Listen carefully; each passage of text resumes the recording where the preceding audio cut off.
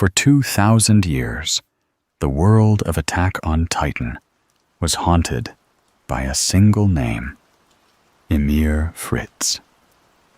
To some, she was a goddess who brought unimaginable power to her people and transformed a small tribe into the most powerful empire the world had ever seen. To others, she was a devil who condemned humanity to centuries of suffering by unleashing the Titans upon the earth. Entire civilizations rose and fell while arguing about who she truly was. And even after countless wars, endless bloodshed, and the deaths of millions, nobody could fully escape her shadow. Because the story of Attack on Titan does not begin with Eren Yeager. It does not begin with the walls. It does not begin with Marley. It begins with a frightened little girl who was born into slavery and spent her short life searching for something she would never truly find: freedom. That is perhaps the greatest irony in the entire story. The founder of the Titans, the woman whose descendants would rule the world for centuries, was herself never free. She was born without choices, raised without love, and forced to obey people who viewed her not as a human being, but as property. Long before she became a legend, before the myths and propaganda distorted her image beyond recognition, Ymir Fritz was simply a child living in a cruel world where kindness was rare and survival depended entirely upon the whims of those in power. The ancient world that existed before the Titans was already a brutal place.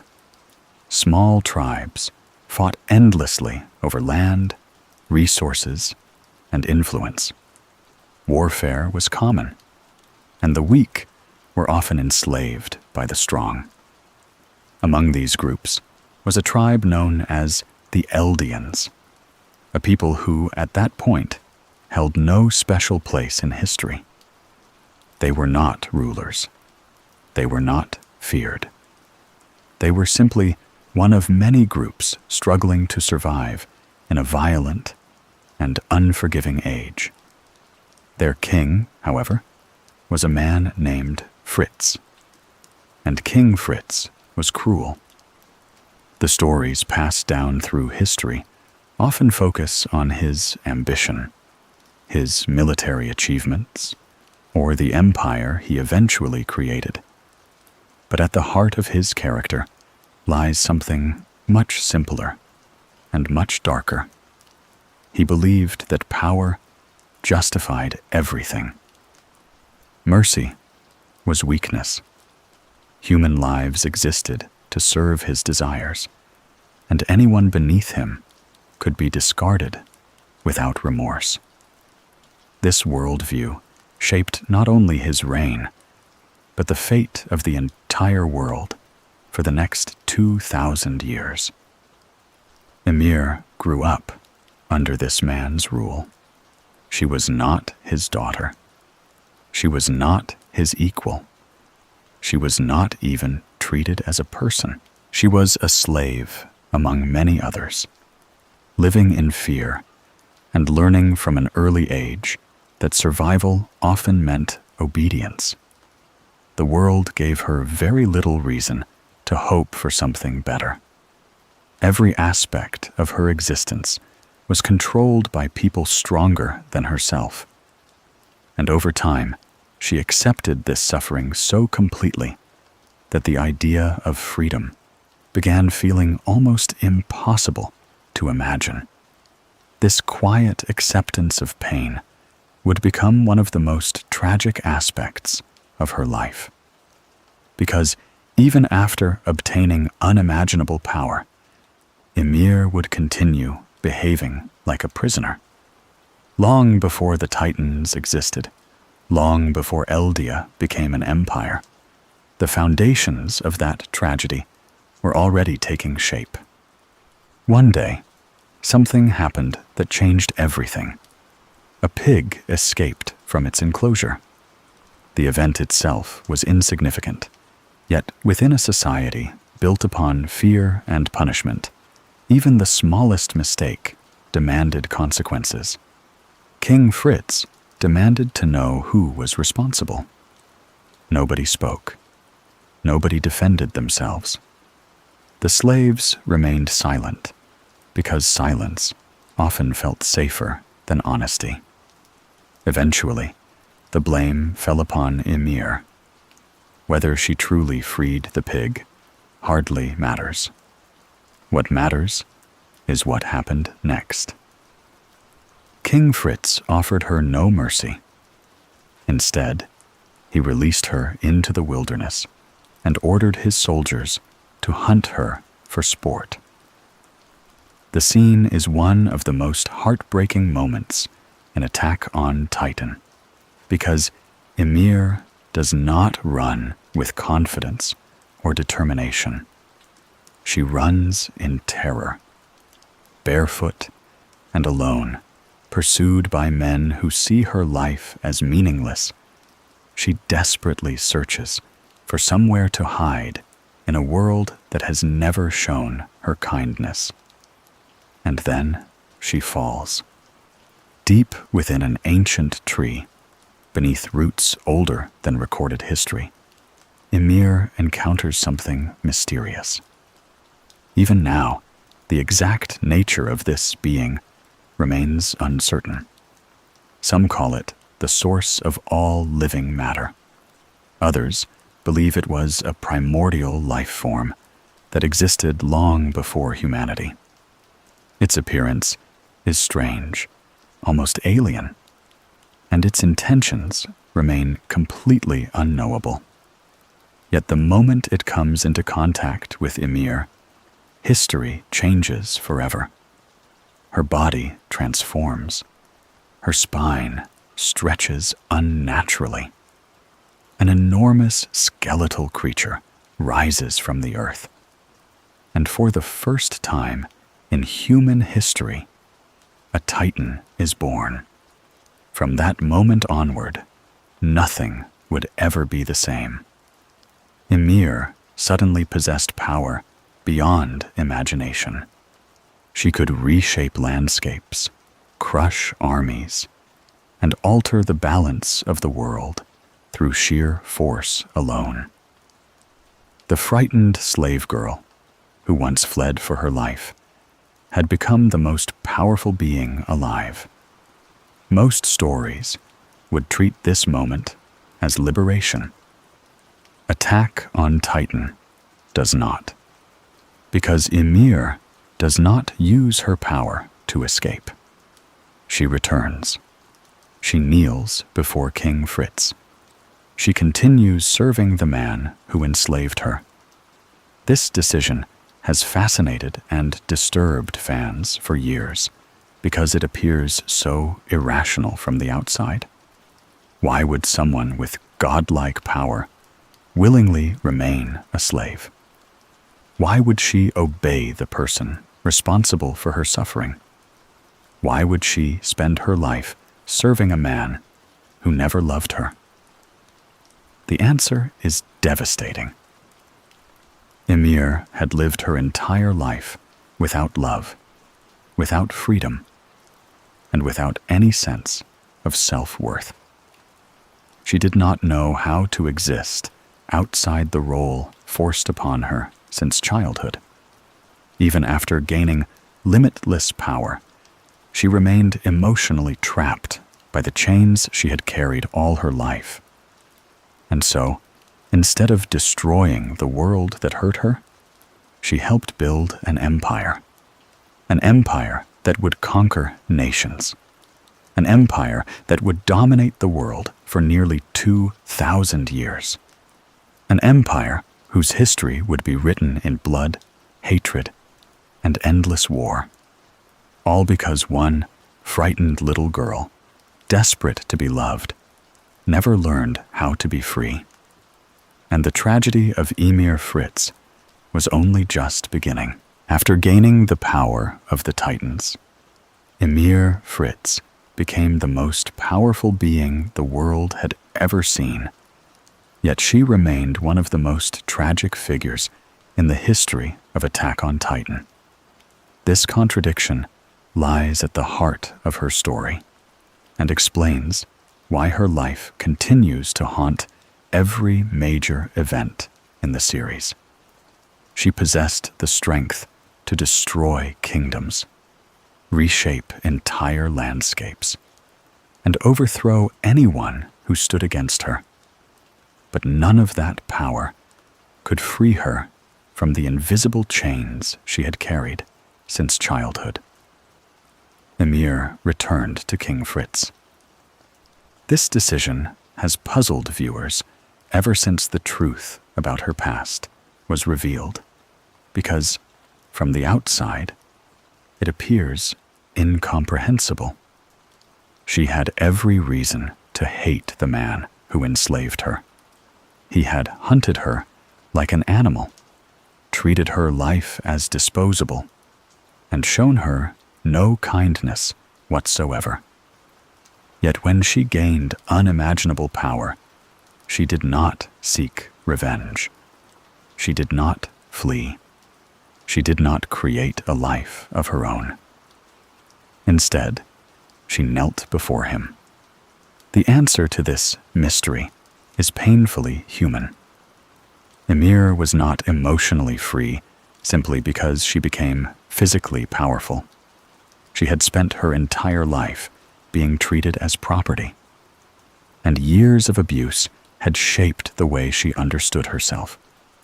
She did not believe she deserved freedom because she had never experienced it. She did not believe she deserved love because she had never truly received it. Even after becoming the first Titan, Ymir remained psychologically trapped within the role forced upon her as a child. King Fritz immediately recognized the value of her abilities. He did not see Ymir as a person. He saw a weapon.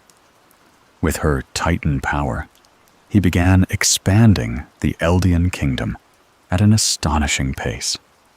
Nations fell before them. Entire armies were crushed.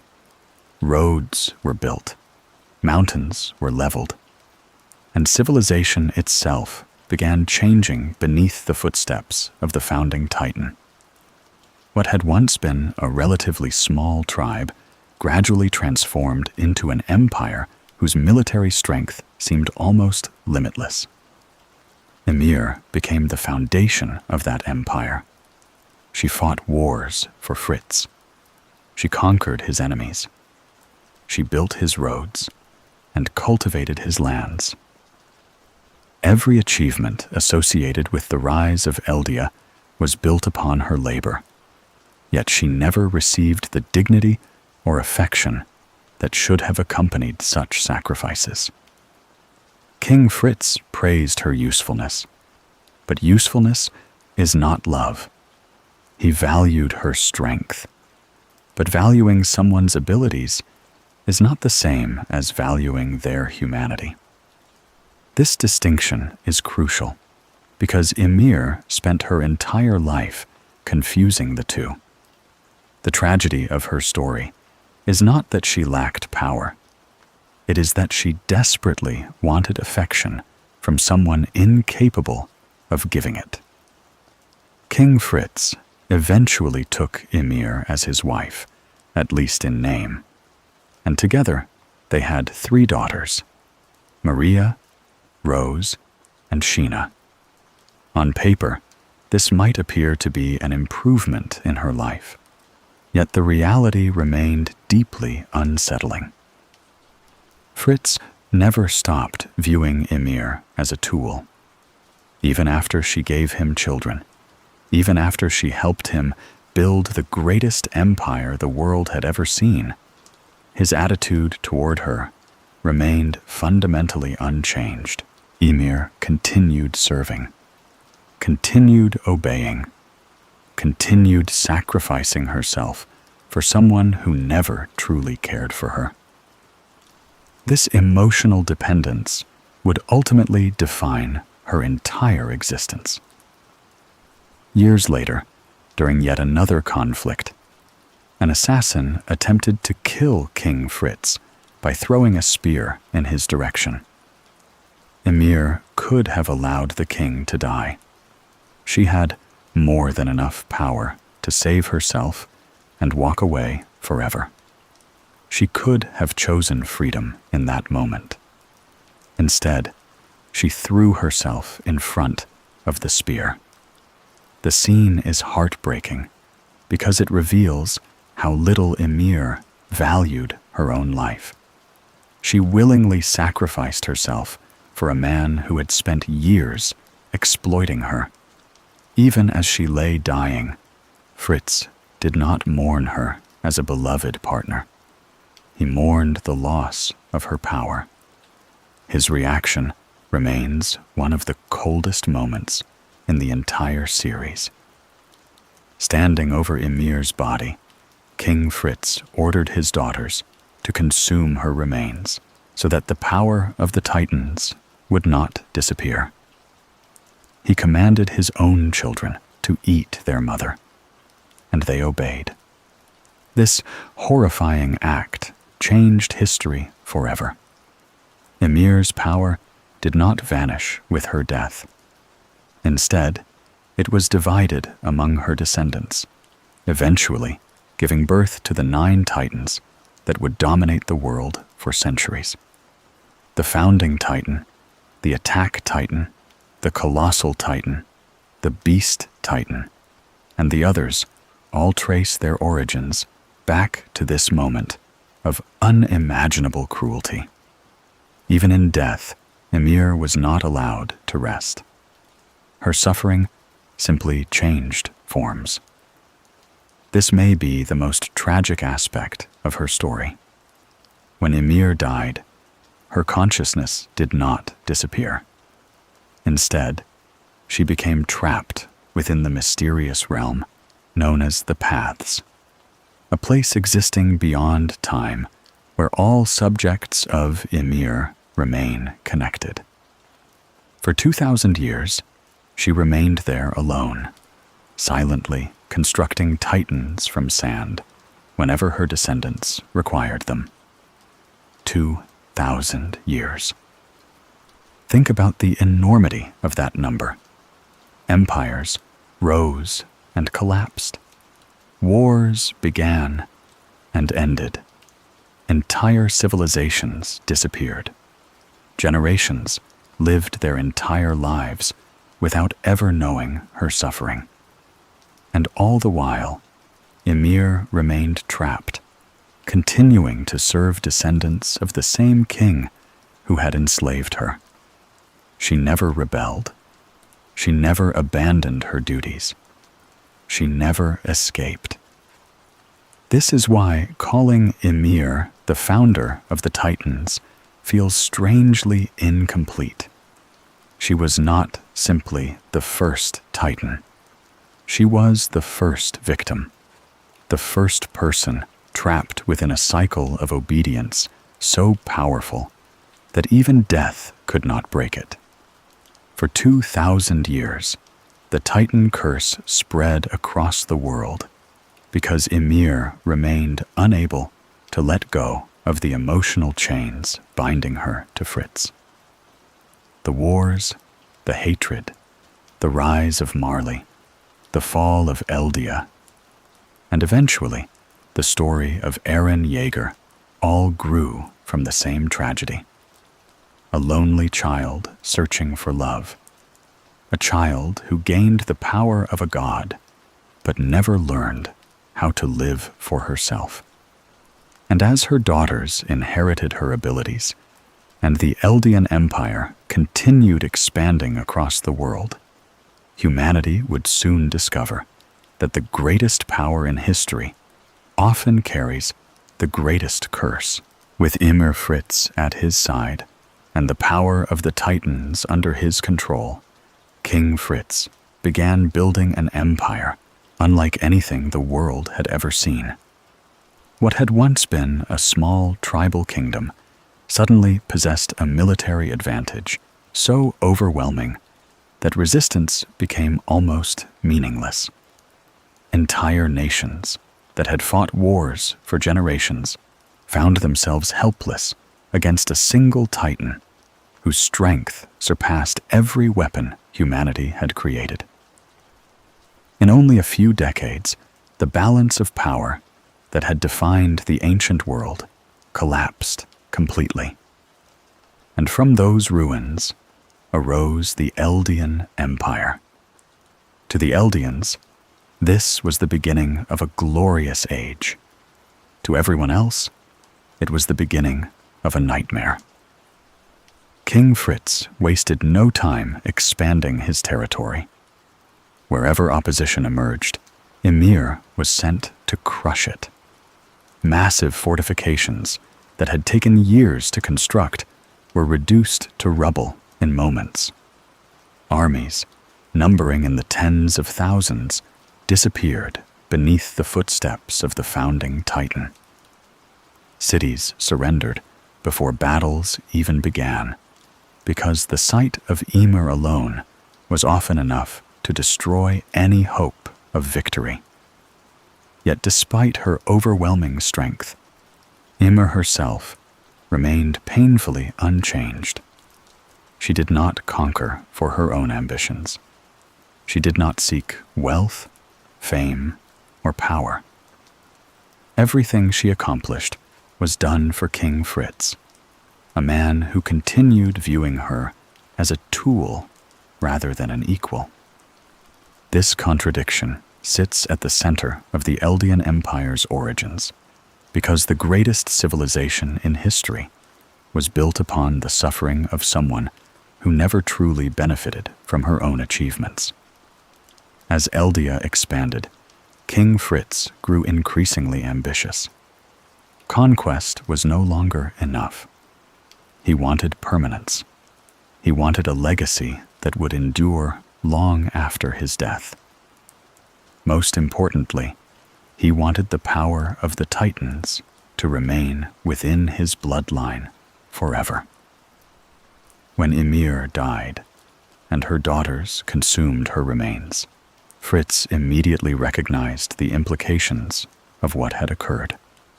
The Titan powers could be inherited. They could be passed from generation to generation. The greatest weapon in history no longer depended upon a single individual. It had become a system.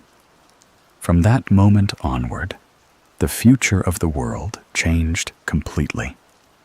Ymir's power eventually split into what later generations would call the Nine Titans, each possessing unique abilities, and each inherited by descendants of the royal bloodline and the Eldian nobility. The founding Titan possessed the ability to control other Titans and alter the memories of subjects of Ymir. The attack. Titan fought endlessly for freedom and moved relentlessly toward the future.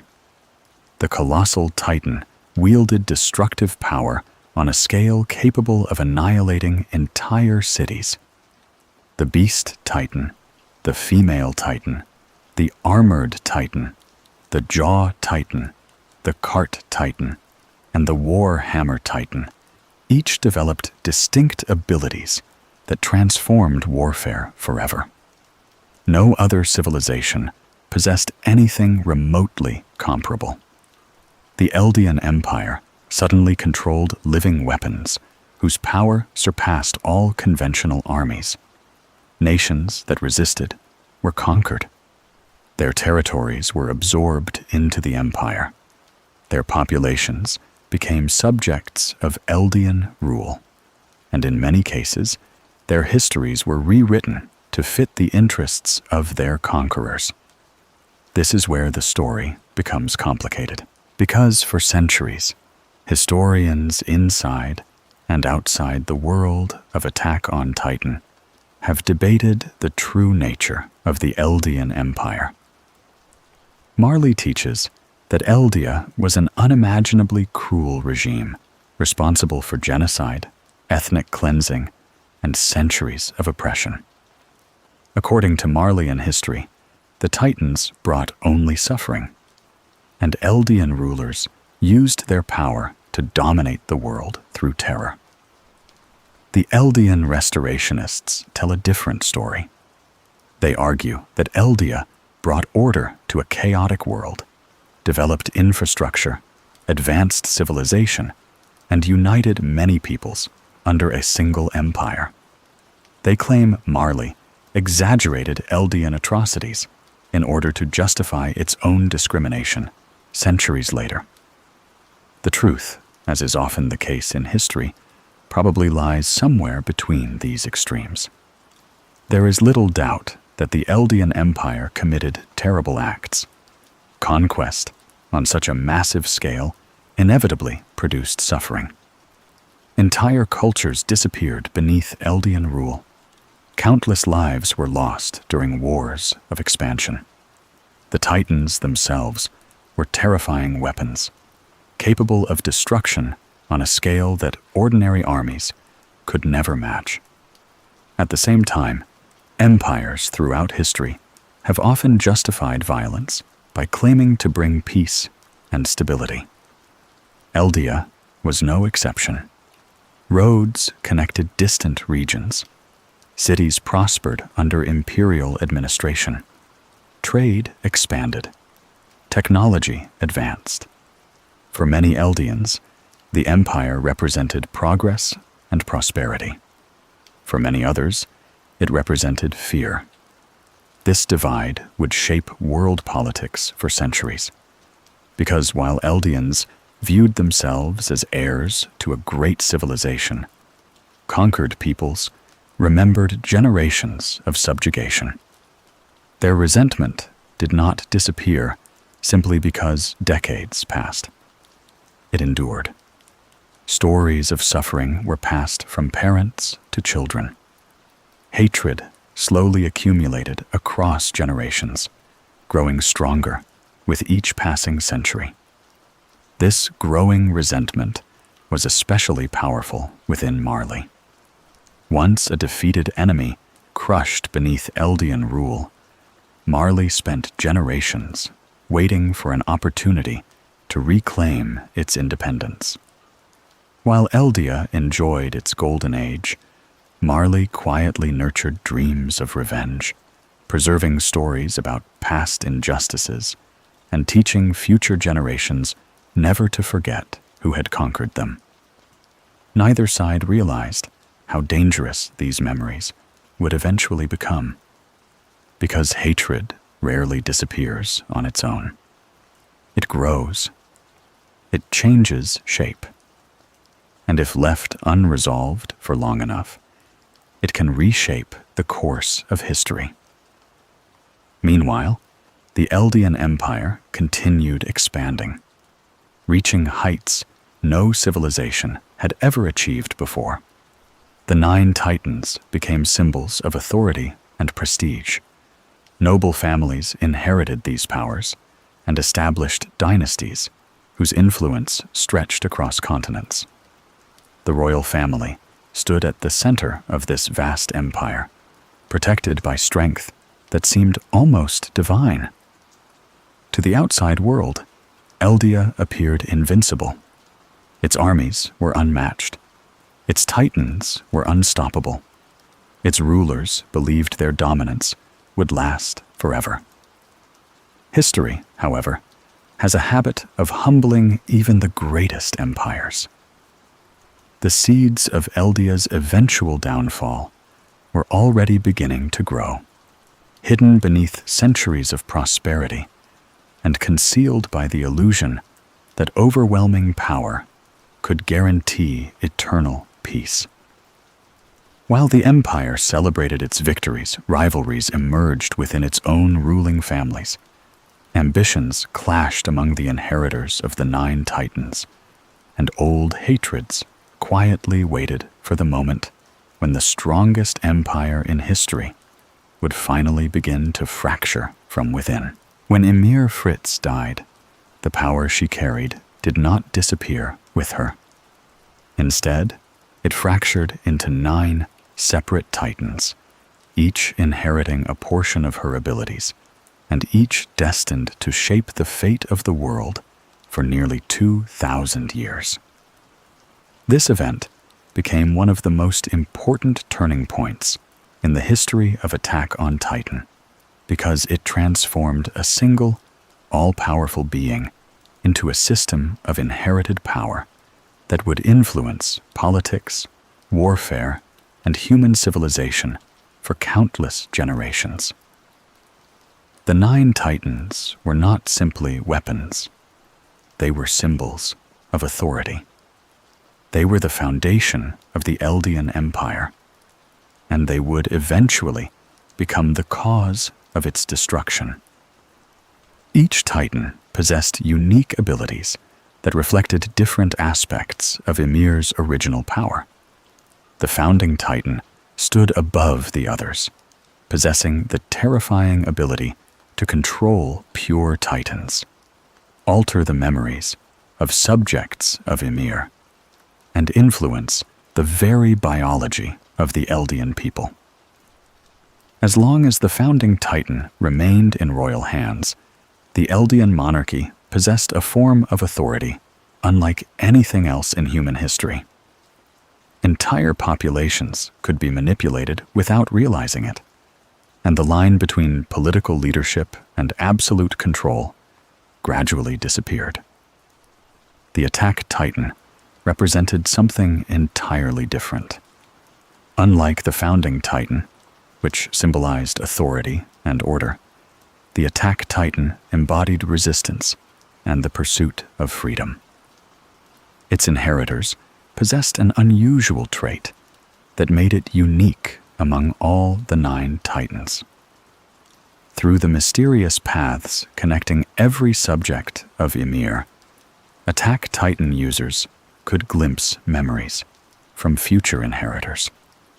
Past, present, and future became intertwined, creating a strange cycle where individuals were influenced by events that had not yet occurred. For centuries, nobody fully understood this ability. Even the people who inherited the Attack Titan struggled to comprehend the extent of its power. Yet hidden within this Titan was a philosophy that would eventually reshape the entire world: the relentless pursuit of freedom. The colossal Titan represented raw destruction on an unimaginable scale. Towering over walls and cities alike, it possessed strength capable of altering entire battlefields in moments. Its transformation itself was a weapon, releasing an explosion powerful enough to devastate everything nearby. Throughout history, the colossal Titan became synonymous with fear because very few enemies survived long enough to challenge it twice. The armored Titan was the shield of Eldia. Its hardened body allowed it to withstand attacks that would destroy ordinary Titans, making it an ideal weapon for prolonged battles and military campaigns. For generations, inheritors of the armored Titan stood at the forefront of Eldian armies, representing resilience, endurance, and overwhelming battlefield dominance. The female Titan possessed extraordinary versatility. It could adapt quickly to different combat situations, excel in close-quarters battles, and even attract pure Titans through its screams. While some Titans specialized in singular abilities, the female Titan thrived through adaptability, making it one of the most unpredictable powers among the 9. The Beast Titan differed dramatically from the others. Its appearance varied depending on the inheritor, and its abilities often reflected unique characteristics of the individual wielding it. In some cases, This resulted in extraordinary combat advantages. The Beast Titan eventually became associated with intelligence, strategy, and terrifying long-range attacks capable of destroying entire formations from enormous distances. The Jaw Titan, despite being the smallest of the 9, possessed incredible speed and perhaps the strongest bite force in existence. Its jaws and claws could tear through hardened Titan armor that even other Titans struggled to damage. Generations of inheritors used this speed and ferocity to overwhelm opponents far larger than themselves. The Cart Titan sacrificed brute strength for endurance. Unlike the others, it could remain transformed for extended periods of time, allowing it to serve crucial logistical and military roles. Its remarkable stamina made it indispensable during long campaigns, and creative users often transformed it into a mobile weapons platform capable of supporting entire armies. Finally, there was the War Hammer Titan. Among all the 9 Titans, this one may have possessed the most unusual abilities. It could create weapons, structures, and enormous constructs from hardened Titan material, while controlling its body remotely through a hidden human operator. The War Hammer Titan represented sophistication and creativity, demonstrating that Titan power could be used with incredible precision rather than relying solely upon overwhelming force. Together, these 9 powers dominated the world. For centuries, the Eldian Empire carefully distributed them among noble families whose loyalty to the crown ensured political stability.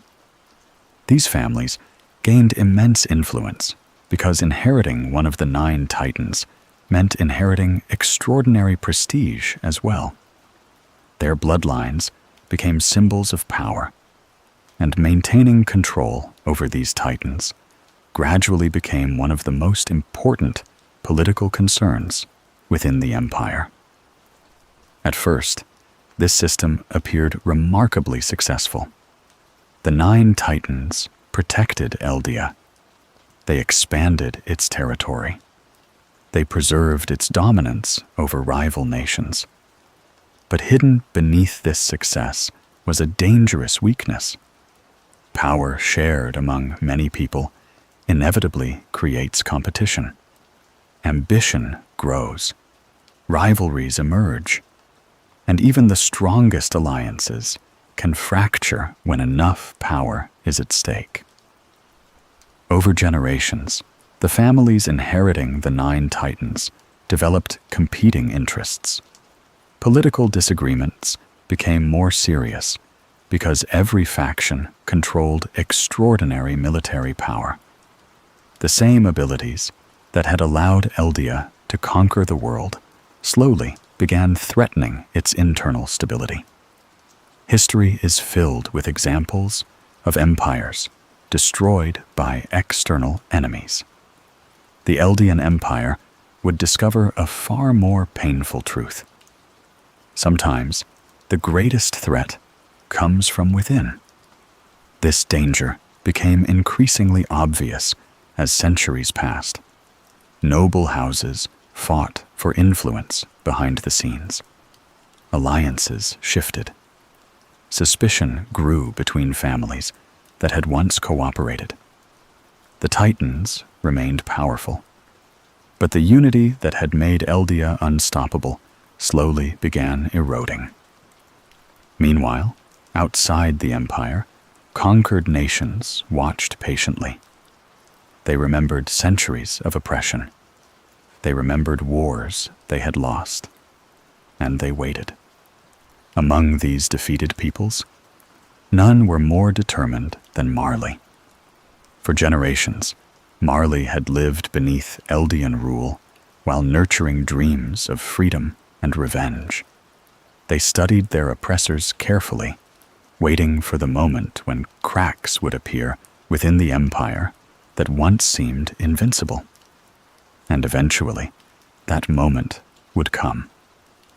Because although the 9 Titans had built the greatest civilization in history, they would also become the instruments through which that civilization tore itself apart, beginning a conflict so devastating that it would forever change the fate of Eldia and the entire world. For nearly 2,000 years, the Eldian Empire stood as the most powerful civilization the world had ever known.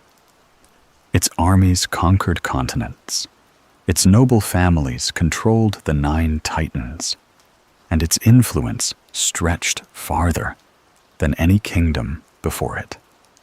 Entire generations were born into a world where Eldian supremacy seemed as permanent as the sky itself. To the people living during this age, it must have felt impossible to imagine a future where the empire no longer ruled. Yet history often hides suffering beneath its greatest achievements. The golden age of the Eldian Empire was an era of astonishing progress for some people and unimaginable misery for others. It was a world where extraordinary power created prosperity, while at the same time giving a small number of individuals control over the fate of millions. This contradiction sits at the heart of Attack on Titan's history, because the empire that brought order to vast territories also became a symbol of oppression throughout the rest of the world. Within Eldia itself, noble families flourished. The inheritors of the 9 Titans occupied the highest positions in society, passing their powers through carefully managed bloodlines and accumulating enormous political influence. Entire families built their identities around the Titan they possessed. Their names carried prestige. Their decisions shaped wars. Their loyalties influenced the stability of the empire itself. Beneath them stood countless ordinary Eldians who benefited from living inside the most powerful nation on Earth. Trade expanded across vast territories. Cities grew larger and wealthier. Roads connected distant regions that had once been separated by war and geography. Knowledge spread more easily than ever before, and generations of people grew up believing that Eldia's dominance was simply the natural order of the world. The empire appeared unstoppable. Its military power was overwhelming. Its titans remained unmatched. And perhaps most importantly, its rulers genuinely believed their civilization would endure forever. This confidence shaped the mentality of the empire. Many Eldians began viewing themselves as a chosen people, uniquely blessed because of their connection to Ymir Fritz and the power of the Titans. The ability to transform into Titans was not merely a military advantage. It became part of Eldian identity itself. Over time, this belief fostered a sense of superiority that influenced the way Eldians viewed the outside world. Not everyone accepted this worldview. Certainly, not the people living under Eldian rule. For conquered nations, the Golden Age looked very different. Historical records inside Attack on Titan deliberately present conflicting versions of this period, because memory itself becomes part of the story. Marley teaches that the Eldian Empire committed unspeakable atrocities across centuries of conquest. According to Marleyan history, Eldian rulers used Titans to massacre populations, destroy cultures, and force entire peoples into submission. The empire is portrayed not as a civilization bringing order, but as a monstrous regime sustained through fear and violence. The Eldian restorationists reject this version entirely. They argue that Marley exaggerated these stories to justify its own future oppression of Eldians. They insist that Eldia brought prosperity to conquered regions, and that many accusations against the empire were distorted through centuries of propaganda and political hatred. The brilliance of Attack on Titan lies in the fact that it never offers an easy answer. History is messy. Empires are complicated. People rarely remember the past objectively. It is entirely possible that Eldia achieved extraordinary things while also committing terrible crimes. Those two ideas are not mutually exclusive. Throughout human history, some of the most advanced civilizations have also been responsible for tremendous suffering, and the Eldian Empire appears to follow this same painful pattern. What cannot be denied is the effect Eldian rule had upon the world. Generations of conquered peoples grew up beneath the shadow of titans. Entire cultures adapted to life under foreign rulers, whose military power seemed impossible to challenge. Fear became deeply embedded within collective memory, and over centuries, that fear slowly transformed into resentment. Hatred does not disappear when wars end. It survives through stories. Parents teach it to children. Children pass it to the next generation. Eventually, people begin hating not because they personally suffered, but because suffering has become part of their identity. This process unfolded gradually across the world during Eldia's golden age. Every conquest created new enemies. Every war created new grievances. Every generation inherited memories of battles fought long before they were born. Among all the conquered nations, Marley carried these memories more intensely than most.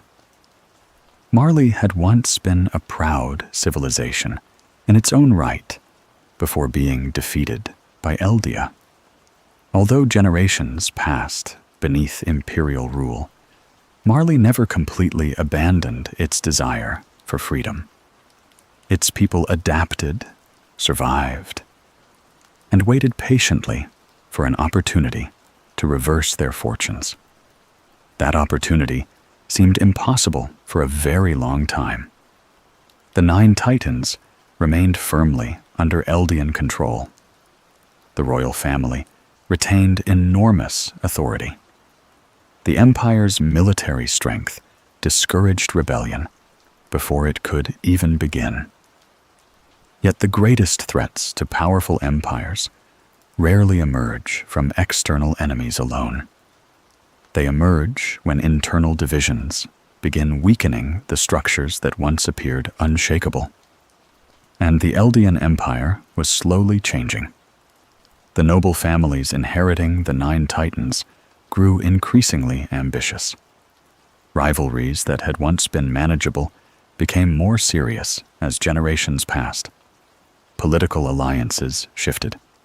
Personal ambitions collided with national interests. The same Titan powers that unified the empire also created intense competition among those fortunate enough to possess them.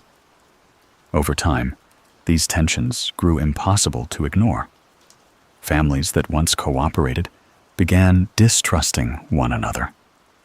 The pursuit of influence overshadowed loyalty. The empire remained powerful, but the unity that had sustained it for centuries was beginning to crack. Most people living during this era probably failed to recognize the danger. Empires often appear strongest shortly before they begin declining. Their cities remain prosperous. Their armies remain formidable. Their leaders continue projecting confidence. Yet beneath the surface, weaknesses quietly accumulate until even small events can trigger enormous consequences. That is exactly what would happen to Eldia. Because after centuries of ruling the world, the empire built by Ymir Fritz and expanded by her descendants was about to face its greatest crisis. A conflict so devastating that later generations would remember it as the Great Titan War, the event that shattered the most powerful civilization in history and changed the fate of Eldians forever. At the height of its power, the Eldian Empire controlled most of the known world. The 9 Titans stood as living symbols of that dominance, and the descendants of Ymir Fritz ruled with an authority that seemed impossible to challenge. To an Eldian living during this period, the empire may have appeared eternal, a civilization so powerful that no enemy could ever threaten its existence.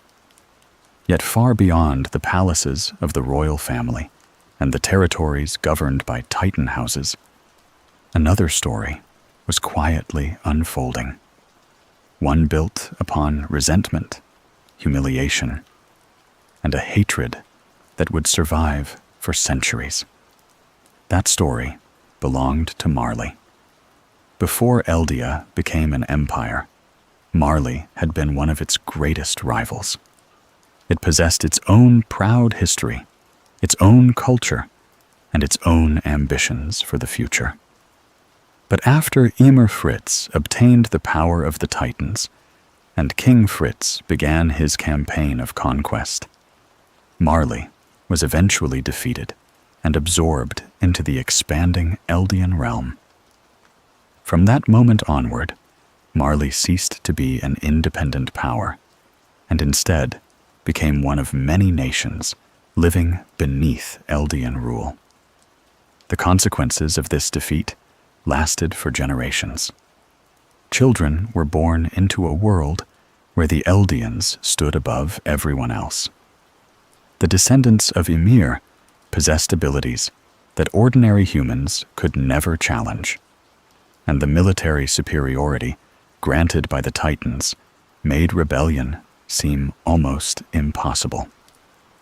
Marleyans watched as Eldian noble families inherited powers capable of destroying armies, leveling cities, and shaping the future of entire nations through sheer force. For some people, this reality became normal. For others, it became unbearable. This difference in perspective lies at the center of Attack on Titan's political history. Eldian accounts often describe the empire as a force that brought prosperity and order to the world. They point to infrastructure, economic growth, and centuries of relative stability under imperial rule. The Eldian restorationists later embraced this interpretation completely, arguing that Marley distorted history out of jealousy and resentment. Marley tells a very different story. According to Marleyan history, the Eldian Empire ruled through fear. The Titans were not symbols of peace, but instruments of oppression.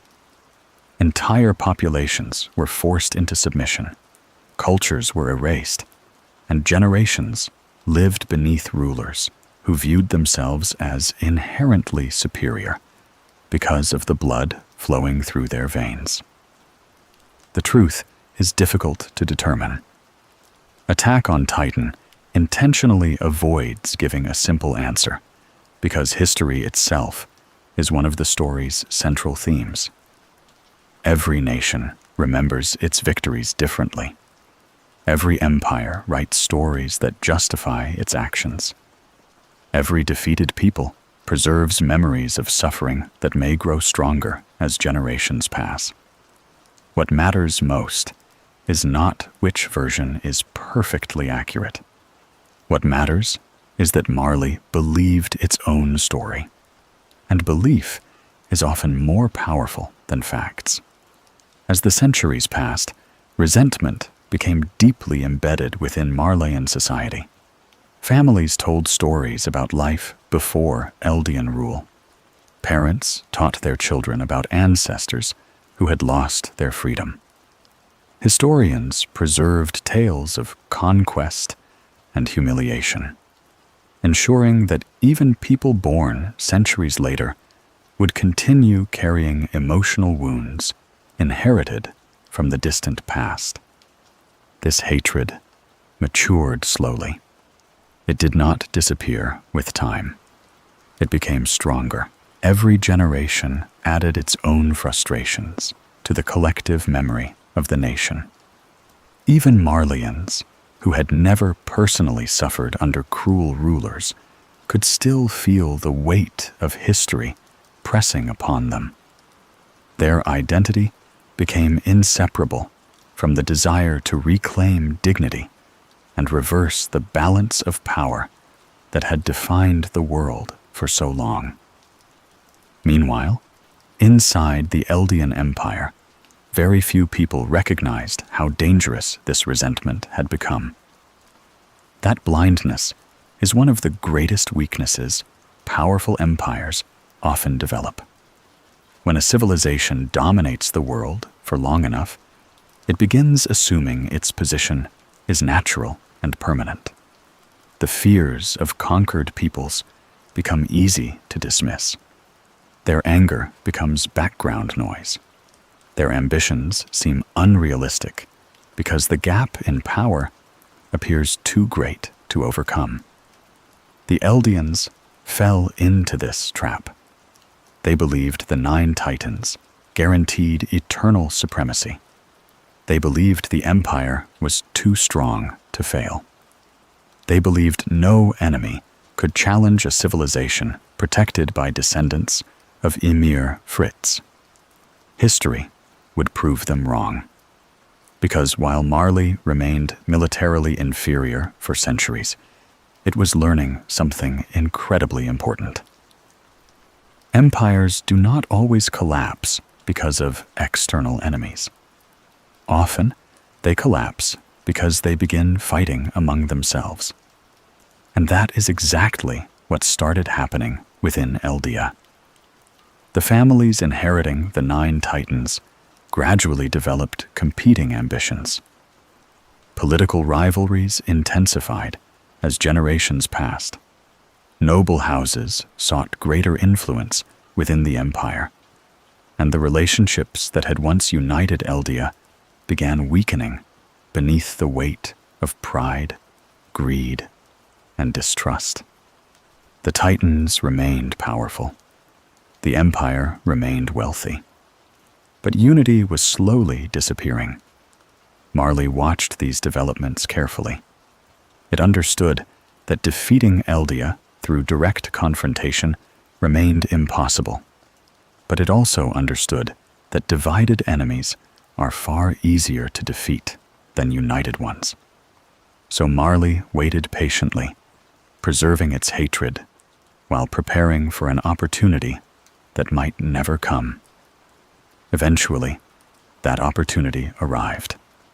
The tensions within Eldia exploded into what later generations would call the Great Titan War, a conflict so devastating that it shattered centuries of imperial dominance and permanently altered the course of history. Noble families turned against one another. Alliances collapsed. The 9 Titans, once symbols of Eldian unity, became weapons wielded in struggles for power. And standing quietly behind all of this chaos was Marley, waiting, watching, preparing for the moment when the greatest empire in human history would finally become vulnerable. When that moment came, Marley would seize it with extraordinary determination, transforming itself from a conquered nation into the new ruler of the world, while the descendants of Ymir Fritz would soon discover what it feels like to become the people history chooses to fear. For nearly 2,000 years, the Eldian Empire appeared invincible.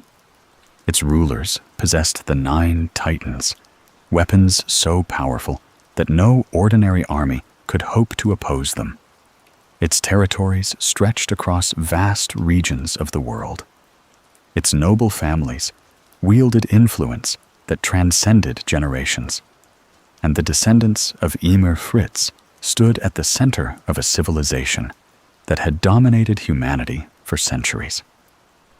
To most people living during this era, the fall of Eldia would have seemed unimaginable. Yet history repeatedly teaches the same painful lesson. The greatest threats to powerful empires often come not from their enemies, but from themselves.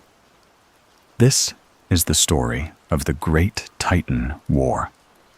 Not a war between Eldia and Marley, not a battle against foreign invaders, but a civil war that slowly consumed the strongest empire in history from the inside, turning families against one another and shattering a civilization that had once ruled the world without challenge. The roots of this conflict had been growing for generations. The 9 titans gave Eldia extraordinary military power, but they also created a dangerous political structure. Each titan was inherited by a different family or faction, and with that inheritance came immense prestige, influence, and ambition. For centuries, these powerful houses cooperated because the empire remained stable and prosperous. Yet beneath this cooperation existed rivalries that became increasingly difficult to control. Every family wanted greater influence. Every family wanted more authority. Every family believed its vision for the future was the correct one. As centuries passed, these ambitions began colliding. Political disputes became more severe. Alliances shifted repeatedly. Trust gradually disappeared as noble houses competed for power behind the scenes. The 9 titans, once symbols of Eldian unity, slowly became pieces in an enormous struggle for influence that threatened the very foundations of the empire. No one fully realized how dangerous the situation had become. The empire still looked strong from the outside. Its armies remained powerful. Its rulers remained wealthy. Its enemies remained cautious. But appearances can be deceiving. Many of history's greatest civilizations seemed invincible shortly before they collapsed, because decline rarely announces itself immediately. Instead, it begins quietly. Institutions weaken. Rivalries intensify. Leaders become consumed by internal conflicts while failing to recognize dangers growing around them. That is exactly what happened to Eldia. The noble families inheriting the 9 titans became so focused on their own ambitions that they gradually lost sight of the empire they were supposed to protect. Political struggles escalated into open hostility. Alliances fractured completely. The titans that had conquered the world were eventually turned against one another. The Great Titan War had begun. Unfortunately, much of the conflict remains deliberately mysterious within Attack on Titan. The details have been obscured by propaganda, lost records, and centuries of conflicting narratives. Yet the consequences are unmistakable. The Eldian Empire tore itself apart. Families fought families. Titan fought Titan. Generations of accumulated power prestige, and military strength were consumed by internal conflict. And while this chaos unfolded, another nation was watching carefully. Marley. For centuries, Marley had lived beneath Eldian domination. It had endured defeat, humiliation, and generations of foreign rule. Yet Marley never abandoned its dream of reclaiming power. Instead, it waited patiently for an opportunity to strike. The Great Titan War gave Marley exactly what it had been waiting for. As Eldian factions exhausted themselves fighting one another, Marley began positioning itself to take advantage of the Empire's growing weakness.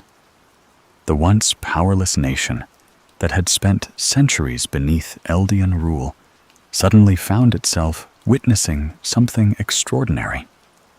The mighty Eldian Empire was no longer united. For the first time in history, it could actually lose. Yet perhaps the most surprising figure in this story is not Marley. It is King Karl Fritz. Karl Fritz was the 145th king of Eldia, and unlike many of his predecessors, he looked upon the history of his empire with shame rather than pride. Through the power of the founding Titan, he inherited memories stretching back across generations, witnessing the wars, the suffering, and the countless atrocities committed throughout Eldia's long history. Those memories changed him completely. Karl Fritz came to believe that the Eldian Empire did not deserve to continue existing. He believed his people had inflicted unimaginable suffering upon the world. He believed Eldia's dominance was morally indefensible. And perhaps, most importantly, he believed the cycle of violence had to end, even if ending it meant sacrificing his own civilization. This philosophy would change the course of history forever. Instead of fighting to preserve Eldia's supremacy, Karl Fritz made an astonishing decision. He chose surrender. Secretly cooperating with the noble Tiber family, Karl Fritz allowed Marley to emerge victorious. He withdrew to Paradise Island, along with countless Eldians, and abandoned the empire his ancestors had built over nearly 2,000 years. To the outside world, it appeared as though Marley had defeated Eldia through courage and determination. The truth was far stranger. The greatest empire in history had willingly stepped aside. Karl Fritz took the founding Titan with him and used its immense power to create the 3 massive walls surrounding Paradise Island. Millions of colossal titans were hidden within these walls, standing motionless as a terrifying warning to the outside world. If anyone attacked Paradise, the king threatened to unleash the rumbling and flatten the entire planet. Yet this threat was largely a lie, because Karl Fritz had no intention of fighting ever again.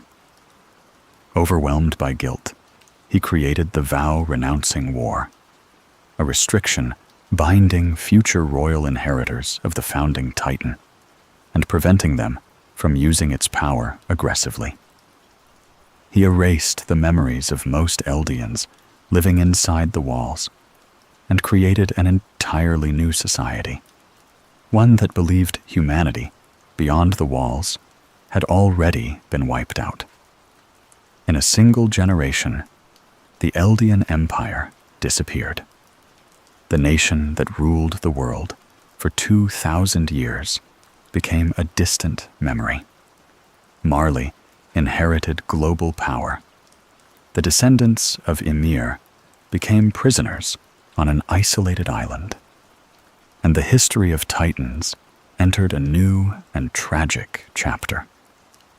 But Karl Fritz's decision did not end hatred. It did not erase the sins of the past. It did not free the world from fear. Because while the king chose peace through isolation, Marley was preparing something very different. A future where the descendants of Eldia would spend generations paying for crimes committed by ancestors they had never known, and where the cycle of hatred would continue long after the empire itself was gone. Among all the rulers in the history of the Eldian Empire, no figure remains more controversial than King Karl Fritz.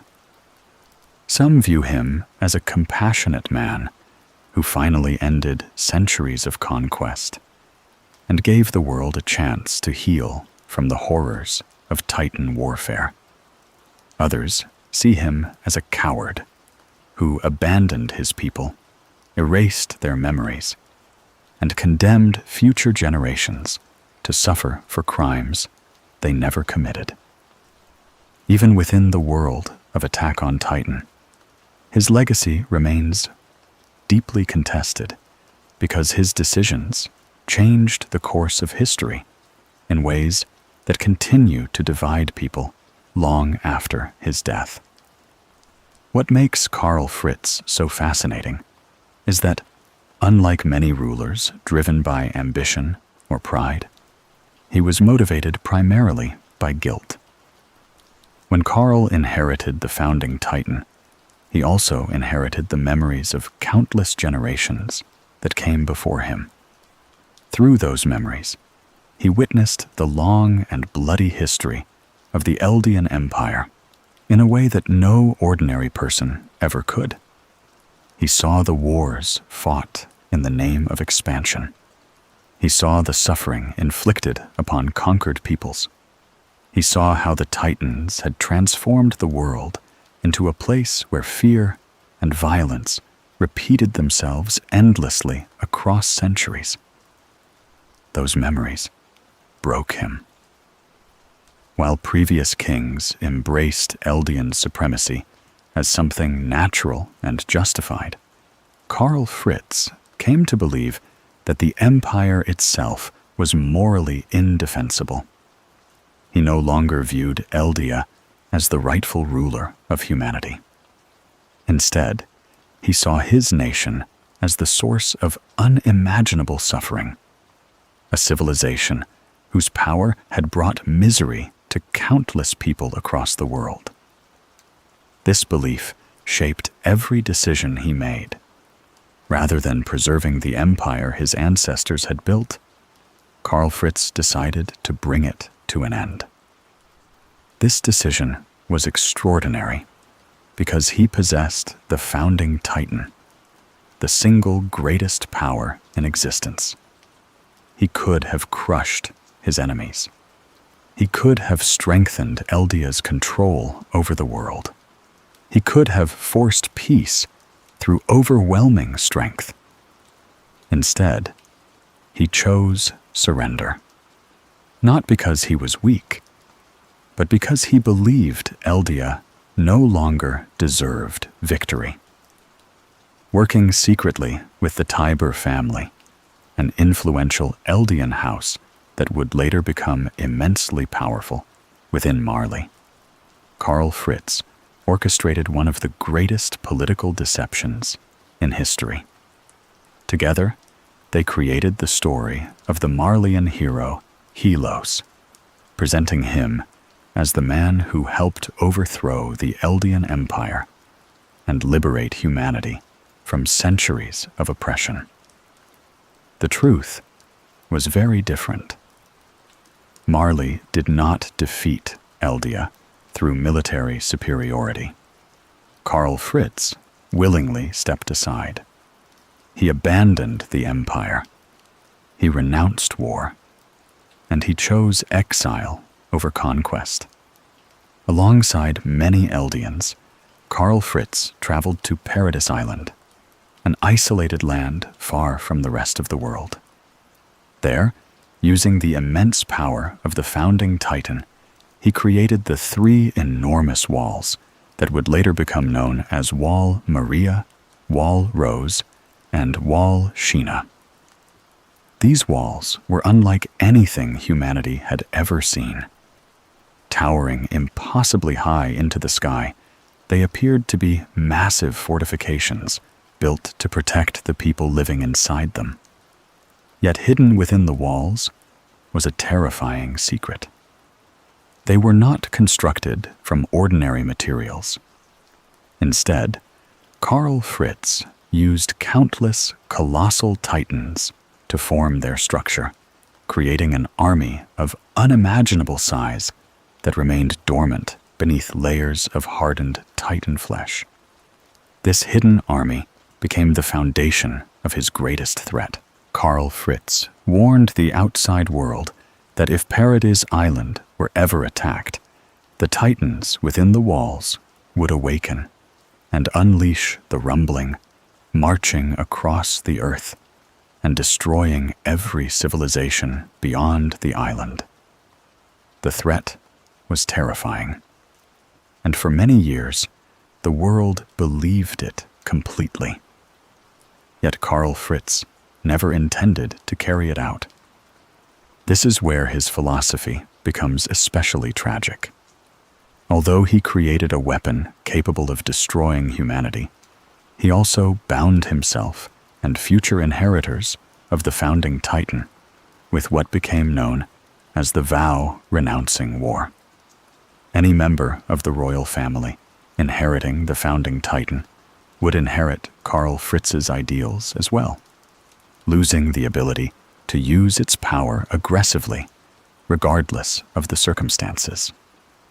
This vow fundamentally altered the fate of Paradis Island, because while the king wished for peace, the outside world did not forget history.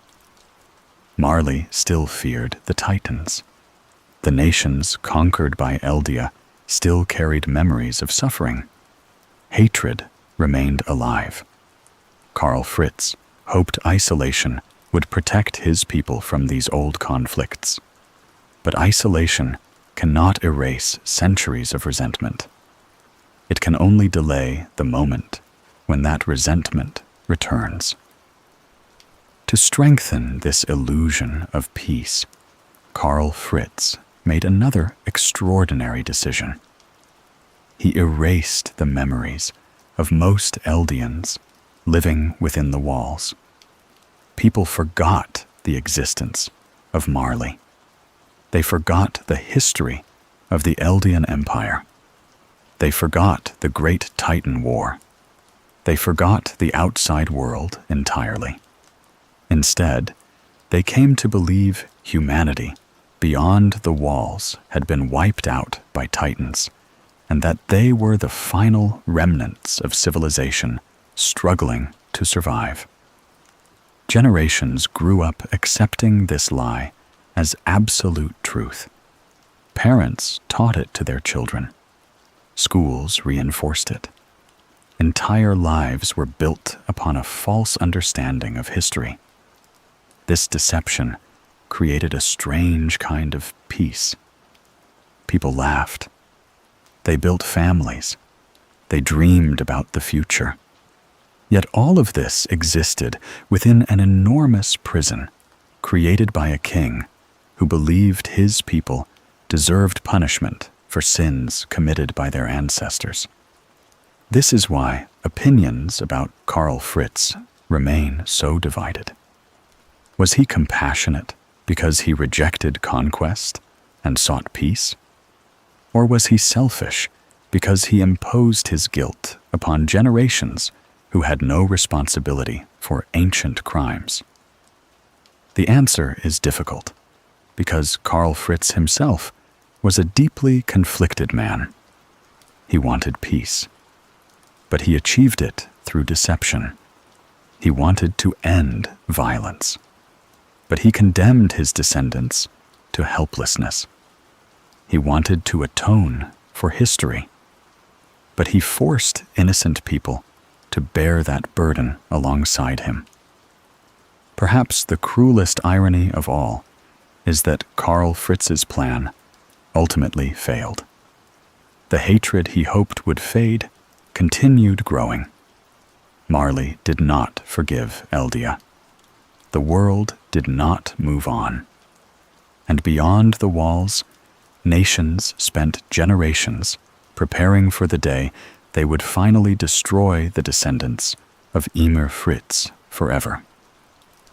Meanwhile, inside those walls, children played beneath an artificial sky of ignorance, completely unaware that the peace surrounding them was fragile, temporary, and destined to shatter.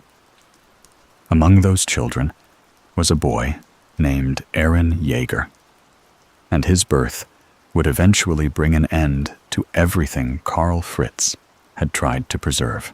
While the people of Paradise Island lived peacefully behind the walls, believing they were the last survivors of humanity, the rest of the world moved on without them. Kingdoms rose, technology advanced, and new generations were born, carrying memories of an empire that no longer existed. Yet despite the passage of time, one thing never truly changed. The world never stopped fearing the descendants of Ymir Fritz. And eventually, that fear became hatred. The fall of the Eldian Empire did not bring reconciliation between nations. Karl Fritz may have abandoned conquest and retreated to Paradise Island, but his decision did not erase 2,000 years of history. The memories of Titan warfare remained deeply ingrained within the cultures of the world, especially in Marley, where stories of Eldian oppression became central to national identity. For Marley, victory over Eldia was not enough. The empire had fallen, but the bloodline that created the Titans still existed. And as long as subjects of Ymir remained alive, Marley believed the possibility of another Eldian empire would continue haunting the world. This fear shaped everything. Marley transformed itself into a global superpower by seizing control of 7 of the 9 Titans after the Great Titan War. These Titans became the foundation of its military dominance, allowing Marley to conquer other nations while simultaneously portraying itself as humanity's protector against the threat of Eldian resurgence. The irony is difficult to ignore. The same nation that condemned Eldia for using Titan power immediately began relying upon Titans for its own expansion. The same government that described Eldians as monsters transformed Eldian children into weapons. And the same people who claimed to fear the Titans built their entire military system around controlling them. This contradiction lies at the heart of Marleyan society. Publicly, Marley taught that Eldians were descendants of devils. In practice, Marley depended upon them. Inside Marley, Eldians were forced to live in internment zones separated from the rest of society. Massive walls surrounded these districts, not unlike the walls of Paradise, though the purpose was very different. The Eldians living there were required to wear armbands identifying their race, ensuring they would never be mistaken for ordinary Marleyan citizens. Their lives were tightly controlled. Their movements were restricted. Their opportunities were limited. And perhaps most painfully, many of them grew up believing they deserved this treatment. Generations of propaganda had convinced countless Eldians that their ancestors were responsible for unimaginable suffering, and that they bore an inherited guilt simply because of the blood running through their veins. Children learned from an early age that they belonged to a hated people. They were taught that proving loyalty to Marley was the only path toward acceptance, even though true equality remained forever out of reach. This system created profound psychological wounds. Imagine being told your entire life that your existence is dangerous. Imagine carrying responsibility for crimes committed centuries before your birth.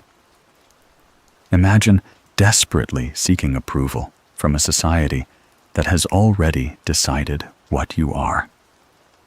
This was the reality faced by millions of Eldians living in Marley. And nowhere is this tragedy more visible than in the warrior program. Marley understood that subjects of Ymir possessed a unique ability. Only Eldians could inherit the power of the Titans. Rather than rejecting this fact, Marley exploited it. Children were selected at an early age and trained to become warriors, individuals who would inherit one of the 9 Titans and serve Marley as living weapons. To outsiders, becoming a warrior appeared honorable. To many Eldian families, it represented hope. Warrior candidates received better treatment, greater privileges, and the possibility that their families might earn honorary Marleyan status. Parents encouraged their children to compete for this opportunity because they believed it offered a chance to escape discrimination. But this opportunity came with a horrifying cost. The inheritors of the 9 Titans could only live for 13 years after receiving their powers. Every warrior knew their lifespan had already been shortened. Every warrior understood they were sacrificing their future. And still, they volunteered. Not because they desired glory, but because they wanted their families to live slightly better lives. This cruel system shaped some of the most tragic characters in Attack on Titan. Reiner Braun desperately sought approval in a world that never fully accepted him. Annie Leonhardt pursued strength because her father convinced her it was the only path forward. Bertolt Hoover quietly carried fears he rarely expressed. Zeke Yeager endured childhood pressures so overwhelming that they would ultimately change his entire worldview. These children were not born hating Paradise Island. They were taught to hate it. They were raised to believe the people living behind the walls were devils waiting to destroy humanity. The irony, of course, is devastating. The people of Paradise knew nothing about Marley. They had no memories of ancient wars. They had no knowledge of the Eldian Empire. They had no understanding of why the world feared them. Yet beyond the ocean, entire nations already viewed them as enemies. This disconnect is one of the most heartbreaking aspects of Attack on Titan. Hatred survives even when people forget its origins. Fear persists even after the original danger disappears. Generations inherit prejudices they never created and spend their lives suffering because of choices made centuries before they were born. By the time Eren Yeager enters the story, this cycle has already been repeating for generations. The descendants of the oppressed became oppressors. The descendants of conquerors became victims. And nobody could fully separate themselves from the weight of history. Yet hidden among the Eldians, living in Marley, were people who refused to accept the official version of history. They believed the world had been lied to. They believed the descendants of Ymir deserved freedom. And among them was a young man named Grisha Yeager, whose search for truth would eventually alter the fate of Paradise Island, the future of his son Eren, and ultimately the destiny of the entire world. For the first 3 seasons of Attack on Titan, the basement in the Jaeger family home stands as one of the greatest mysteries in anime. It is mentioned repeatedly, protected by Grisha Jaeger with unusual secrecy, and treated as a place containing answers so important that he is willing to entrust the future of humanity to his son. At first, viewers imagine hidden weapons, scientific discoveries, or perhaps some forgotten secret about the Titans themselves. Few could have predicted that the truth hidden beneath that small house in Shiganshina would completely transform the story and reveal that everything humanity believed about its world was wrong. The basement did not contain a weapon. It contained history. And history, as Attack on Titan repeatedly demonstrates, can be far more powerful than any Titan. The story begins years before Eren Jaeger was born, in the internment zones of Marley, where Eldians lived as second-class citizens beneath a society that viewed them with fear and suspicion. Among these Eldians was a young boy named Grisha Jaeger, whose childhood would be defined by a single tragedy that permanently changed the way he saw the world. Grisha had a younger sister named Faye. Like most children, they were curious about the world beyond the walls of their district. One day, they secretly left the internment zone, hoping to see an airship that had arrived nearby. It was an innocent decision, the kind children make, without understanding the dangers surrounding them. Yet in Marley, innocence offered no protection. They were caught by Marleyan officers. Grisha was beaten. Faye disappeared. Later, Grisha learned the horrifying truth. She had been brutally murdered by one of the officers and left for dogs to consume. This moment shattered something inside him. The cruelty of Marley was no longer an abstract idea discussed by adults. It became deeply personal. Grisha realized that no matter how obedient Eldians tried to be, no matter how desperately they sought acceptance, they would never truly be viewed as equals in a society built upon hatred. This realization pushed him toward the Eldian Restorationists. The Restorationists were a secret organization dedicated to uncovering the true history of the world and restoring the dignity of Eldian people. They rejected Marleyan propaganda completely, arguing that history had been manipulated to portray Eldia as uniquely evil, while ignoring the complexities of the past. Their goal was not merely political change. They wanted to reclaim the founding Titan and restore Eldian independence. Grisha embraced this cause wholeheartedly. For the first time in his life, he felt hope. He married a woman named Ymir Fritz, a direct descendant of the royal bloodline, and together they had a son named Zeke Jaeger.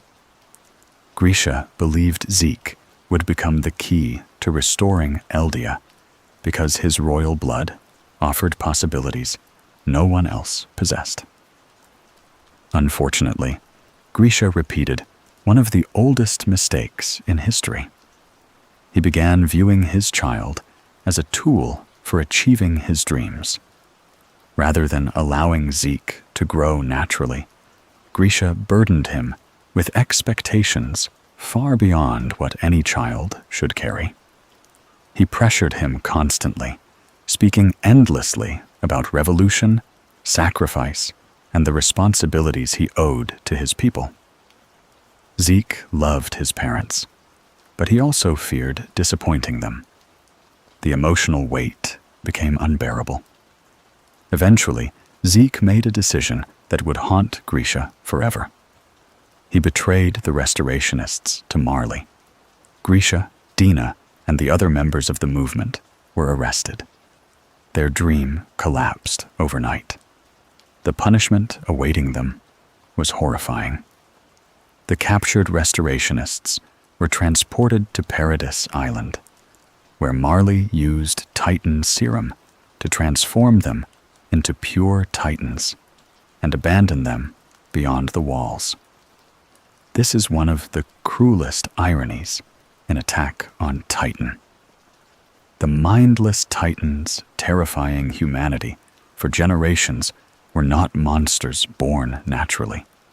They were Eldians, former people, victims transformed into weapons. One by one, Grisha watched his friends condemned to this fate. Then, Dina was transformed as well.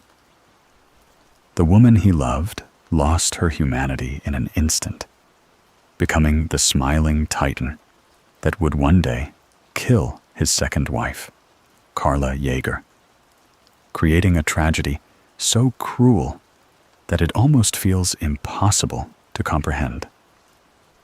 At the very moment Grisha believed everything was lost, he encountered a mysterious man standing at the edge of the wall. His name was Eren Kruger, and he possessed the Attack Titan.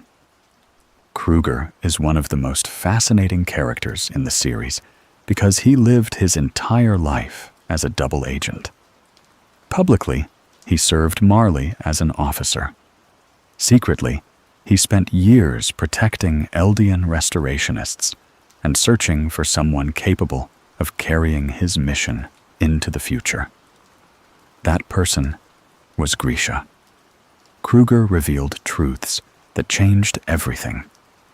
King Ymir Fritz had abandoned Eldia voluntarily. The people inside the walls had their memories erased. The founding Titan remained hidden on Paradis Island, and the future of Eldians depended upon someone reclaiming that power. Then, Kruger passed the Attack Titan to Grisha. This moment carries extraordinary emotional weight because the Attack Titan is unlike any other. Through the mysterious paths connecting all subjects of Ymir, its inheritors are influenced by memories flowing backward and forward through time.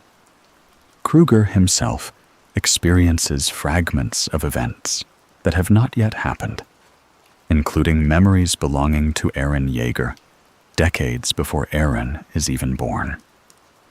This strange connection reveals one of the most unsettling truths in Attack on Titan. The future has always been influencing the past. The story we thought began with Eren was already unfolding long before his birth.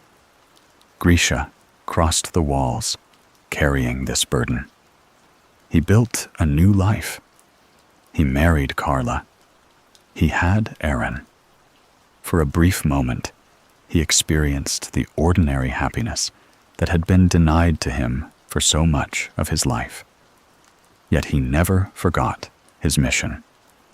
When the colossal Titan destroyed Wall Maria and chaos consumed Shiganshina, Grisha finally acted.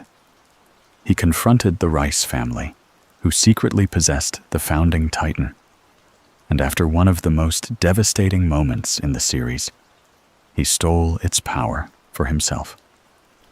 Then he passed everything to Eren, the Attack Titan, the founding Titan, the memories of generations, and the impossible burden of changing the future.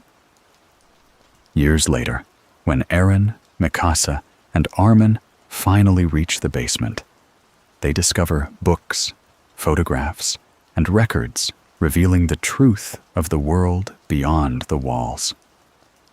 In that moment, Attack on Titan changes forever. Humanity is not extinct. The Titans are not mysterious creatures. The people inside the walls are not the last survivors. They are descendants of an empire hated by the entire world. And beyond the ocean lies a civilization preparing for war. For Eren Yeager, this revelation changes everything, because the freedom he dreamed about his entire life was real. But so were the enemies, waiting on the other side of the sea. When Eren Yeager was a child, his dream was painfully simple. He wanted to see the world beyond the walls. He wanted to explore oceans, deserts, mountains, and places he had only read about in Armin's books. Most of all, he wanted freedom, a life where nobody could cage him, limit him, or decide his future on his behalf. At first glance, this dream seems innocent, almost childish. Yet by the end of Attack on Titan, that same desire for freedom would drive Eren to make one of the most devastating decisions in anime history. Because after learning the truth hidden in his father's basement, Eren discovered something terrifying. The walls had never truly protected humanity. They had only delayed the conflict. Beyond the ocean existed nations that hated the Eldians living on Paradise Island. Millions of people feared them, not because of anything they had personally done, but because of crimes committed by their ancestors thousands of years earlier. To much of the world, the descendants of Ymir Fritz were not ordinary human beings. They were potential monsters, capable of transforming into titans and destroying civilization. Eren could not accept this reality. For years, he had fought titans, believing they were the source of humanity's suffering. Now he discovered that the true enemy was something far more complicated. It was fear. It was hatred.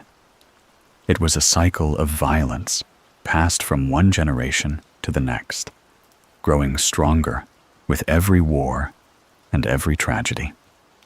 And perhaps most painfully of all, Eren realized that he could already see fragments of the future. The Attack Titan had always possessed an extraordinary ability. Through the mysterious paths connecting every subject of Ymir, its inheritors could access memories that transcended time itself. Past and future influenced one another in ways that seemed impossible to understand. When Eren kissed Historia's hand and touched royal blood, these memories overwhelmed him. He saw the rumbling.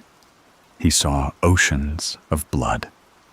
He saw the destruction of entire civilizations. And he saw himself standing at the center of it all. This revelation transformed Eren forever. The cheerful boy who once dreamed about freedom slowly disappeared, replaced by someone burdened with knowledge that would crush most people. Eren understood that no peaceful solution existed. The outside world feared Paradise too deeply.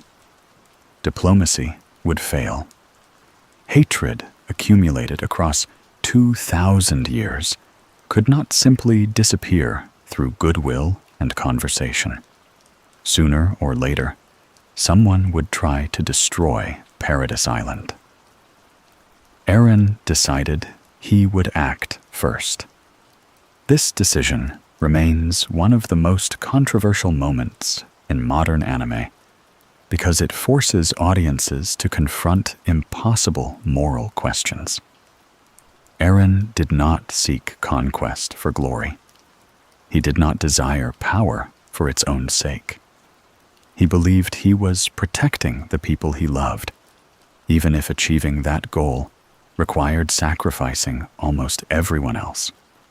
And so, he unleashed the rumbling. The wall. Titans awakened. Millions of colossal titans began marching across the earth. Cities vanished beneath their footsteps. Nations collapsed. Entire populations were erased in a catastrophe unlike anything humanity had ever experienced. The same titans Karl Fritz created as a deterrent became instruments of apocalypse. The world that had feared Eldians for centuries suddenly witnessed its worst nightmare become reality. Yet even as the rumbling continued, something even more important was happening within the paths. For 2,000 years, Ymir Fritz had remained trapped there. She built titans endlessly. She obeyed descendants of King Fritz. She remained emotionally imprisoned by a love that had never been healthy, never been equal, and never truly been love at all. This is one of the most tragic revelations in Attack on Titan. Ymir was not trapped because she lacked power. She was trapped because she could not let go. For 2,000 years, the founder of all Titans continued serving the memory of the man who enslaved her because she never learned to value herself outside of that relationship. The Titans, the wars, the suffering, and the endless cycle of violence all persisted because Ymir remained unable to free herself emotionally. Eren understood this, but he also understood that he could not free her alone. That responsibility ultimately belonged to Mikasa Ackerman. Mikasa had loved Eren for most of her life. She protected him, fought beside him, and refused to abandon him even after his actions became impossible to justify. Yet unlike Ymir, Mikasa eventually learned something extraordinarily difficult.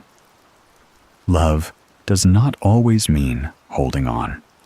Sometimes, love means letting go. This realization becomes the emotional climax of the entire story. When Mikasa kills Eren, she does not stop loving him. She chooses to end the suffering his actions have created, even though doing so breaks her heart completely. And for Ymir, witnessing this moment changes everything. For the first time in 2,000 years, she sees someone choose love without surrendering themselves completely. She sees someone capable of loving deeply while still making an impossible choice. Through Mikasa, Ymir finally understands the truth she had been unable to accept throughout her own life. She was never obligated to remain a slave. She was always free to let go. The moment Ymir accepts this truth, the Titan curse ends. The paths disappear. The power of the Titans vanishes from the world. People transformed into Titans return to human form. The curse that began beneath an ancient tree 2,000 years earlier finally comes to an end. Ymir Fritz, the little girl who spent her life searching for freedom, is finally released. And yet, Attack on Titan refuses to offer a perfectly happy ending. Because although the Titans disappear, humanity remains. The hatred accumulated across generations does not vanish overnight. The fears shaping entire nations continue existing. the world remains complicated, uncertain, and fragile. Eren understood this better than anyone. He never believed he could create a perfect world. He only hoped to give his friends a chance to live in one. Whether his choices were justified remains one of the greatest debates in anime history. But there is no denying their impact. The boy who once stared at the walls, dreaming of freedom, became the man who destroyed the world to pursue it. And in doing so, he finally brought an end to the 2,000-year curse that began with Ymir Fritz. When people think about Attack on Titan, they often think about the Titans first. They remember the colossal Titan appearing above Wall Maria, the terrifying smiles of the pure Titans wandering outside the walls, the battles fought by the Survey Corps, and the countless moments of despair that defined the story from beginning to end. Yet, after everything is revealed, after the mysteries are solved, and the final battle comes to an end, it becomes clear that the Titans were never the true curse haunting this world. They were only a symptom of something far older, far more tragic, and infinitely more difficult to destroy. The real curse was hatred. It was fear passed from one generation to another. It was the inability of human beings to let go of the pain inflicted by history.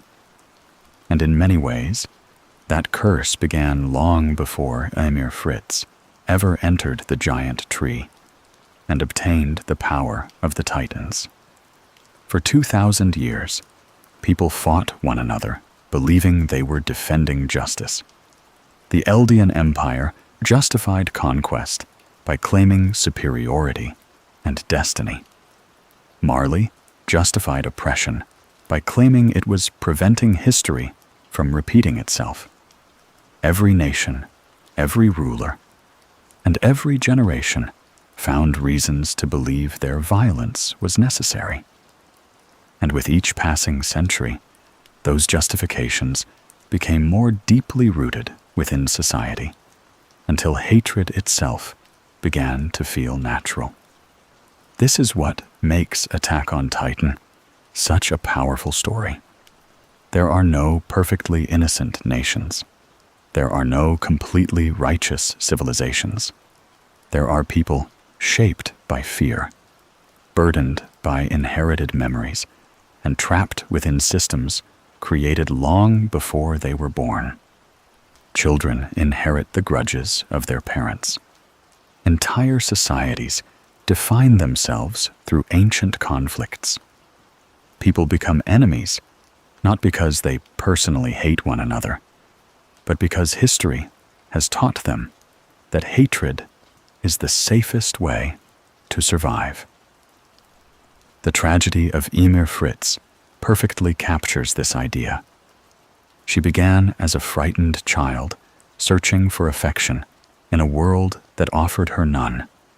She obtained unimaginable power, yet remained emotionally imprisoned for 2,000 years because she could not free herself from the trauma of her past. The Titans that emerged from her suffering spread across the world, but their true source was not supernatural evil. Their source was pain that remained unresolved for generations. And when Ymir finally let go, the Titans disappeared. That detail is incredibly important. The curse did not end because someone became stronger. It did not end because one side defeated another. It ended because someone finally broke an emotional chain that had endured for 2,000 years.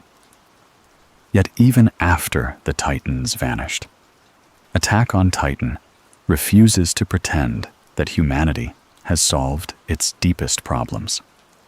This is one of the reasons the ending remains so memorable. The story does not promise eternal peace. It does not claim violence will disappear forever. Instead, it presents a far more realistic and perhaps far more unsettling truth, namely, that people will always struggle with fear, prejudice, and the temptation to repeat the mistakes of the past. Even after Eren dies, nations continue preparing for war. Even after the Titans disappear, distrust remains. Even after humanity witnesses unimaginable destruction, the possibility of future conflict still exists. Because the Titans were never the only monsters in this world, human beings are capable of creating monsters on their own. This realization changes the way we think about nearly every major character in the series. Eren Yeager is not simply a hero or a villain. He is someone crushed beneath the weight of history, trying desperately to create freedom in a world where every choice leads to suffering. Reiner Braun is not simply an enemy. He is a child raised by propaganda, forced to commit atrocities while convincing himself they served a greater purpose. Grisha Yeager is not merely a father. He is a man carrying generations of pain who accidentally passes that pain onto his children.